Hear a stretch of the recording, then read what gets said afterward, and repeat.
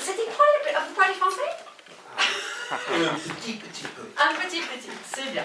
Quel était le plus grand défi de ramener Ralph et Penelope au grand écran 6 ans après l'original? What was the biggest challenge for you guys bringing these characters back to the big screen 6 years later? Well, I would say, there wasn't a big challenge bringing them back because we love the characters so much. Like Phil and I always say that we're not crazy, but we think of them as real people almost because they represent so much of people we've known and little bits of ourselves, each one of them. So it was actually a huge pleasure to bring them back. The biggest challenge was, can we come up with a story that warrants bringing these characters back? Voilà. Donc déjà tu nous dis, en fait c'est pas vraiment un défi parce que vraiment ça a l'air un peu bizarre et je vous jure on n'est pas fou, mais vraiment ce sont des personnages qu'on aime et pour nous on dit souvent ce sont comme des vraies personnes dans le vrai monde parce qu'ils représentent vraiment en partie plein de gens qui connaissent. Quand ils ont créé des personnages, ils sont inspirés des gens qu'ils connaissent. Donc ils ont dit pour eux c'était un vrai plaisir justement de reprendre le film et le seul défi, s'il y avait vraiment un défi, c'était de trouver l'histoire justement qui méritait pour lesquels ces personnages auraient pu vraiment trouver quelque chose de sympathique. Do you want to add something? Well, I think the challenge with ever making a sequel, I think, is less about honoring the characters who, as Rick said, are our friends, really. It was, how do we make a movie that is not a repeat of the first one, and how do we not make it so radically different that the story is unrecognizable? So that was probably, in terms of making a sequel, that's, I think, that striking that balance is the biggest challenge. Voilà, et pour Phil, en fait, le plus grand défi en faisant ce deuxième film, c'était de vraiment trouver le juste milieu, parce qu'en fait, c'était moins le fait qu'on voulait rendre hommage à ces personnages qui étaient comme nos amis, c'était plutôt comment trouver le juste milieu, ne pas faire exactement comme le premier film, mais ne pas faire un film qui était tellement différent qu'on ne reconnaissait plus de tous les personnages. Anyone have a question? Une question pour vous? Pas de juste ici. Bonjour, merci beaucoup pour votre film. Il est très dense. Je voulais savoir si vous avez réussi à mettre toutes vos idées dans ce film-là. Et je serais aussi reconnaissant si vous pouvez me parler de La Reine des Neiges 2. Okay, we'll see. Funny question. Okay, no, I was just curious to see if you want to answer the second part. So you say he finds the film very, very dense. Were there any ideas that actually didn't make the final cut that you wanted to put in the film? And then he's asking if you could just say a quick word on Frozen 2. Well, I don't know if you know a lot about our process, but we make the movie by remaking the movie. And we remake the movie 7 or 8 times on every film. So in that process, we throw away a lot more than we keep. So there are many darlings on this film that did end up on the garbage heap, unfortunately. Voilà, donc je ne sais pas si vous connaissez un peu notre façon de faire les films, mais on fait un film en refaisant un film. Donc on a fait au moins 7-8 fois ce même film. Donc ça veut dire que forcément on jette beaucoup plus que ce qu'on garde. Donc oui, effectivement, il y avait plein d'idées qui étaient un peu laissées par terre, si vous voulez. And Frozen 2, the story of Frozen 2, Olaf, the snowman, becomes a monster and attacks Arendelle, and man, it's scary. It is a scary, different. It's not a musical; it's a horror film. A lot. I don't understand why they chose to do this. What he does with the carrot nose, It's a weapon. It's awful. horrible. Voilà, donc vous comprenez bien sûr, il plaisantait, mais il dit Olaf, ah oui, Olaf, il devient un monstre qui s'attaque à Arendelle, et puis c'est très différent, c'est pas un comédie musicale, je sais pas ce qu'il fait avec son nez des carottes, vous ne voulez pas savoir, bref, c'est un film d'horreur. Ok. I'm not happy with it. I'm going to go on the record. Voilà, officiellement, je suis pas content. L'autre question, qui a le micro? Oui, voilà. Oui, bonjour. Alors moi j'ai une question sur la scène des princesses dans le site Thomas et Disney. J'avais pu voir une version au D23, une autre au Festival d'Annecy l'an passé. Et en fait, elle a pas mal évolué. Au début, on était plus sur le clin d'œil un peu parodique avec leur caractère. Ensuite, elle a été un peu plus intégrée à l'histoire de Penelope. Enfin, du coup, comment est-ce que vous avez travaillé l'évolution de cette scène? Ok. So he's talking about the princess scene. He said he saw sort of a rough cut of it, a first draft at the Annecy Film Festival, and he felt like it had evolved a lot. In the beginning, it seemed like it was just more like a little cameo appearance. Yeah. It evolved into more part of the storyline. Storyline. Talk us through the process of the evolution of that scene. Well, it began as kind of a joke that we were saying to each other, like what are some funny things, if anything can happen on the internet? What if Ralph met or took an online quiz that said, are you an Anna or an Elsa? Take the quiz. And then he somehow met Anna and Elsa as like real characters. And then we said, well, what if Penelope met them? Because she's a princess, and she's kind of a rebel, and she thinks like, I have nothing in common with you guys. But through getting to know them, actually find she has a lot in common, and they somehow help her in her journey. Voilà, donc en fait, c'est drôle parce qu'au début, on s'est dit, ça serait bien qu'on fait quelque chose un peu différent. Qu'est-ce qui peut être un peu différent, un peu drôle pour mettre dans ce nouveau film? Donc en pensant, on s'est dit, ça serait sympa si Ralph il a pu rencontrer ou peut faire un quiz pour dire, est-ce que vous êtes plutôt Anna ou est-ce que vous êtes plutôt Elsa? Et puis ensuite, ça pourrait être sympa si éventuellement Ralph il rencontre Anna et Elsa. Et après ils ont dit, bah non, il faut que ça soit Penelope qui rencontre Anna et Elsa parce qu'elle est vraiment une princesse. Et après on a trouvé ça sympa, cette idée d'elle est rebelle, elle dit j'ai rien à voir avec ces princesses, et en fin de compte, elle se rend compte qu'elles ont beaucoup de choses en commun, et les princesses peuvent carrément aider Penelope. Donc ils sont allés un peu dans ce sens-là, mais au début c'était en blague. And what you saw at Annecy was a version of it that reflected the story as it was then, that was about Ralph and Penelope feeling like that they were different people.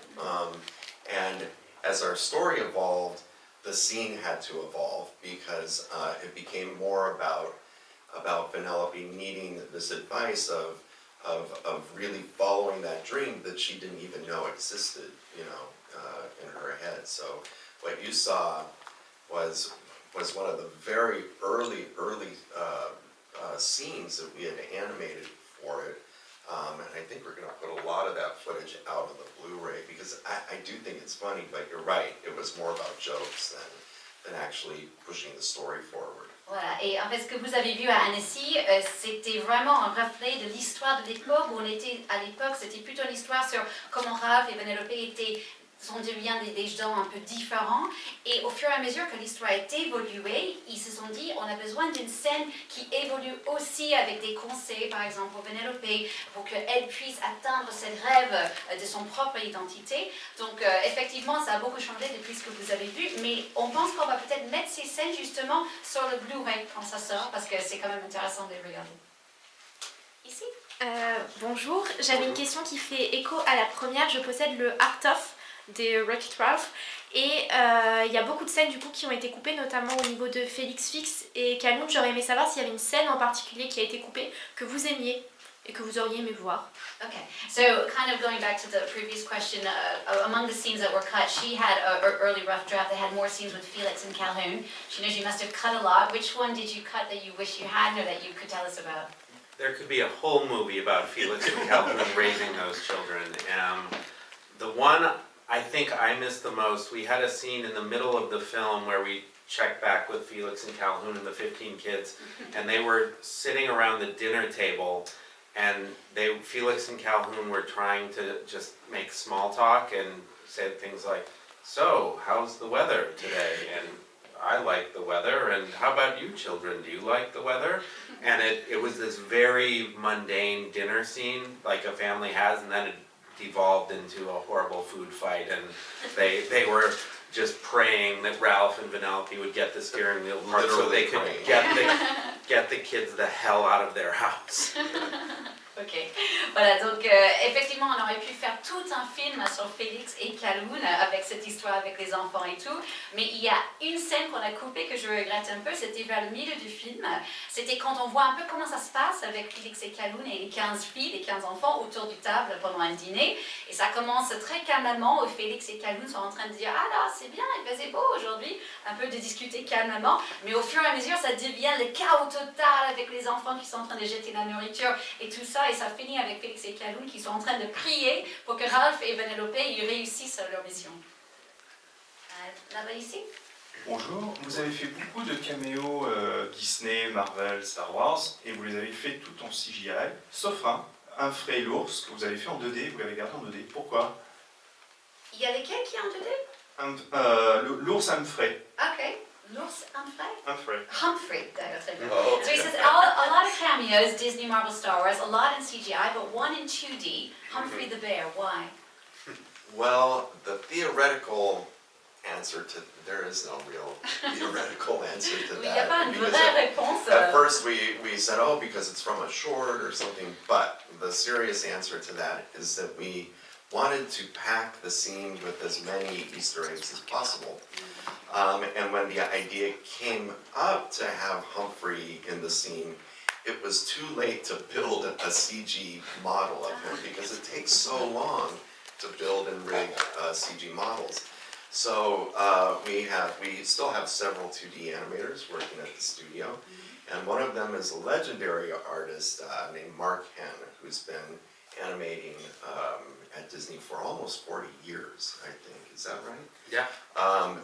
And we said, Mark, can you animate that cycle of the trash, you know, picking up the litter, picking up dance that Humphrey does in the short, you know, so we can put it in the background? He's like, sure, I can do that. And he did it in about a week, you know, and finished that little piece of animation, which would have been impossible to do in CG that quickly, to build something from the ground up. So, though it kind of breaks the rules of our world, I'm glad it's in there. Although there's another 2D element in that scene as well. Mickey. Yeah, at the top of the sorcerer's hat in that big wide shot, there's Mickey dressed as the sorcerer's apprentice. It's in also there too. hand-drawn. That was also hand-drawn. So it was all in service to pack the scene with as much stuff as we could. Voilà. En fait, ce serait sympa de vous dire oui, il y avait une vraie raison théorique, mais en fin de compte, c'était tout simplement parce qu'on voulait mettre autant de Easter eggs, autant de petites surprises que possible dans le film. Et au moment qu'on a décidé de mettre Humphrey l'ours, c'était trop tard pour construire justement ce personnage CGI du début à la fin. Et comme on avait beaucoup d'artistes en 2D qui existent encore au studio Disney, dont Mark Hamill qui est là depuis 40 ans, on est allé lui dire, est-ce que toi tu pourrais nous animer ce petit personnage avec de petites séquences où il prend des ordures et tout ça, comme dans le petit film. Et il a fait, cet animateur a pu le faire en une semaine. Donc il dit, s'ils avaient choisi de le faire en CGI, ils n'auraient pas pu parce qu'ils n'avaient pas tout simplement le temps. Et ils disent qu'ils aiment bien, Phil il a juste, c'était sympa aussi d'un peu casser les règles de cette CGI par rapport à 2D. On a une autre image où on voit Mickey comme l'apprenti sorcier qui était dessiné aussi à la main, qui est dans cette même scène où on voit plein de personnages partout. Et c'était juste, ça a servi, on voulait arriver à plein de gens. I just thought of another one too, Oh, Peter yeah. Pan's shadow. Ah, in il the y scene a l'ombre de with Peter Pan Grumpy. aussi. Yeah. Where was that? The scene with Grumpy, when Penelope runs past Grumpy, Okay. in the background is Peter Pan's shadow on the wall. Yeah. Ok. Et aussi, donc, on voit l'ombre de Peter Pan, là où il y a Grincheux, en fait, Penelope passe devant Grincheux, le petit nain. Et là aussi, on voit l'ombre de Peter Pan qui était également dessinée sur le mur. Votre film prend place dans un environnement nouveau qui est celui de l'Internet. Je voulais savoir quelles ont été les difficultés techniques et créatives que vous avez rencontrées dans la représentation de cet environnement nouveau sur certaines scènes, par exemple. Okay, so the internet's a big part of this new movie. What were the most difficult things from a technical and a creative standpoint of making the internet a real place? All of them. Two. Because the internet had never really been personified as a place where people live and you know, you can go visit, it was a huge challenge. And I think for us working with our production designers and visual development artists, it was finding a metaphor that made sense for the internet. And there was a moment where we thought about it, maybe there's a huge data stream that flows through the internet and it's with zeros and ones, and that each website has a dock that's up against that stream. So in that version it was like sort of like Venice, you know? The version we ended up with that actually makes more sense is more like Rome, in that the internet is an ancient city with the oldest part down at the bottom, and then they build layer upon layer like a lasagna or a layer cake, and that's actually kind of how the internet was built. So in our version, the old net, the older net we call it, lives down at the bottom where there are old discarded websites and things. And then up at the top you have, you know, the more modern, present day internet. And coming up with that metaphor is really what cracked it open. But it was hugely challenging. That took the better part of a year to kind of design and figure out what that was going to look like with, you know, several dozen artists kind of all conceptualizing versions of it before we came to that. En fait, il fallait beaucoup de temps déjà, il fallait 1 an pour juste trouver l'idée avec des douzaines d'artistes qui ont aidé à nous le faire. Et en fait, c'était un énorme défi parce qu'avant nous, personne n'avait vraiment personnifié l'Internet. Donc, on ne savait pas du tout par où il fallait commencer. Donc, pour nous, ce qui était important, c'était de trouver une métaphore qui était logique, qui avait son sens. Donc, il dit au début, ils avaient pensé à une sorte de rivière, data stream qu'on appelle ça, qui était pleine de petits numéros, les 0 et les 1. Et puis, chaque site web était un peu comme un port, si vous voulez, sur cette grande fleuve, un peu comme Venise. Et après, la version finale, où on est arrivé, c'était pas trop Venise, mais plutôt Rome, comme une ancienne ville, en fait, qui était construite sur une autre ville, construite comme ça, avec la ville la plus ancienne tout en bas, et la ville la plus nouvelle tout en haut. Donc c'était un peu plus comme une lasagne, il dit, ou comme un millefeuille si vous voulez. Et donc du coup, on a travaillé beaucoup et on a jeté beaucoup d'idées pour enfin arriver à cette idée-là, un peu comme la version Rome, si vous voulez. Oui. Bonjour, vous représentez tous les deux la nouvelle génération chez Disney, notamment parce que vous avez déjà travaillé sur Zootopie. Comment justement Disney va continuer à évoluer, quelles nouvelles idées Disney va mettre en place dans les années à venir. Voilà. Okay. You say you guys both represent the new generation of Disney, if you like, for your work on this film, also Zootopia. How do you think Disney's going to evolve over the years, and what ideas is it going to go toward? How do you see the future of animation at Disney? Well, thank you for that, and it's good to be part of that generation, because I think for a long time Disney wasn't telling contemporary stories that resonated with today. We definitely still do the fairy tale stories like Frozen, but there's still room for Wreck-It Ralph and for Big Hero 6, and it's a continuation of a culture that started some years ago, 10 years ago, allowing the directors to make the stories that are important to them. There's no executives that are saying like, I want you to make this movie and you to make this one and that.